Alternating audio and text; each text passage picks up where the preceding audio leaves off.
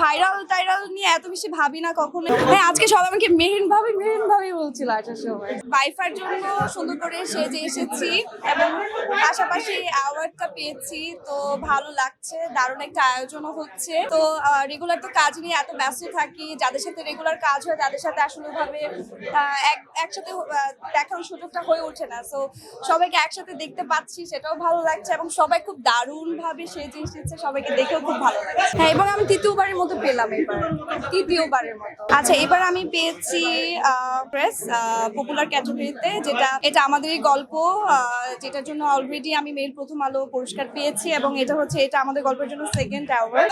So আমি বলছিলাম যে এটা আমাদের গল্পের আসলে আমাদের যেই মেইন যে মাস্টার, আমাদের সবার পছন্দের এবং আমার খুব পছন্দের এবং শ্রদ্ধেয় মোস্তফা কামাল রাজ ভাইয়া তো আজকে আসেনি, বাট আসলে এই পুরো অ্যাওয়ার্ডটি আমি পুরো টিমকে আসলে আমার এই অ্যাওয়ার্ডটি ডেডিকেট করতে চাই এবং ভালো লাগছে। আমার ভীষণ পছন্দের একটি কাজ, আপনারা নিশ্চয়ই জানেন এটা আমাদের গল্পের জন্য দর্শক কি পরিমাণে কান্না করেছে, কি পরিমাণের ইমোশন আসলে আমাদের এই পুরো কাজটির পেছনে। সো অফকোর্স ভালো লাগছে। খুবই সাধারণ একটা গল্প। আমরা যদি দেখি এই কাজটি তাহলে আমরা না বুঝতে পারবো যে মনে হবে যে হ্যাঁ, এই কাজটি মানে এই ঘটনাটা না আমার সাথেও ঘটে, কিংবা আমি হয়তো আমার মার সাথে এইভাবেই কথা বলি, আমার মা হয়তো আমাকে এইভাবেই ঝাড়ি দেয়, আমার সাথে আমার হাজবেন্ডের কেমিস্ট্রি, কিংবা এটা মানে পুরো গল্পটার মধ্যে না আমরা আমাদের নিজেদের জীবনটাকে খুঁজে পাবো। এই জন্য আসলে দর্শক খুব বেশি রিলেট করতে পেরেছে এবং ওইভাবে যদি চিন্তা করে তাহলে মানুষ থাকে না, একটা ইমোশনও তৈরি হয়ে গেছে আসলে সবার সাথে এমন ভাবে ইনভলভ হয়েছে।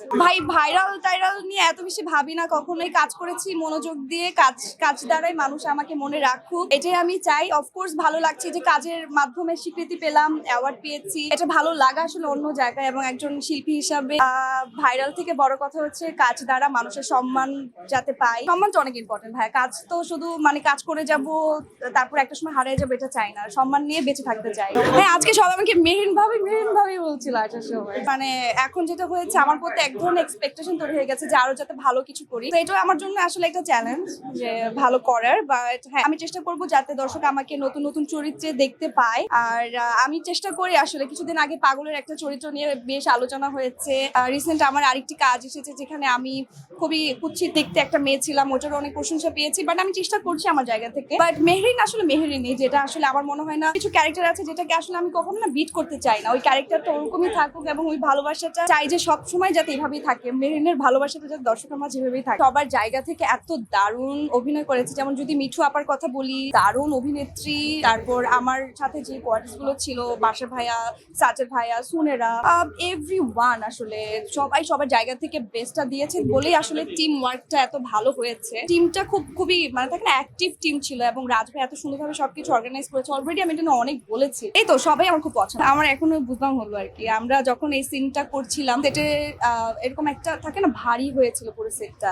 সারাদিন কেউ কারোর সাথে কথা বলিনি এবং মানুষের মৃত্যু খুবই থাকে না কাছে। আমার মনে হয় যে কোনো সময়, যে কোনো মুহূর্তে যে কোনো কিছু হয়ে যেতে পারে। তো ওই জিনিসগুলো না আমরা ভুলে যাই যে আমাদের মৃত্যু তো অনিবার্য, রাইট? তো ওই সময়টা আমার মনে হচ্ছিল যে মৃত্যুটা হওয়ার পর আমরা আসলে কাছ থেকে যে মানুষগুলো আমাদেরকে মিস করে, সেই অনুভূতিগুলো আসলে ওই সময় আমরা অনেক বেশি ফিল করেছি। মনে হচ্ছিল যে হ্যাঁ, এটা তো ঘটে। আমার কাছে প্রিয় তো অফকোর্স সামির, আর এক্স তো এক্সের প্রতি ভালোবাসা ছিল। যদি ভালোবাসা থাকে, সেই ভালোবাসা তো কখনো ফুরায় না।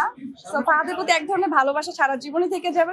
যে আমার পার্টনার, যে আমার সোল, সামির, তার অবস্থান তো আমার লাইফে সবচেয়ে উপরে আর কি। নিরপেক্ষ, সত্য প্রকাশে আপোষহীন।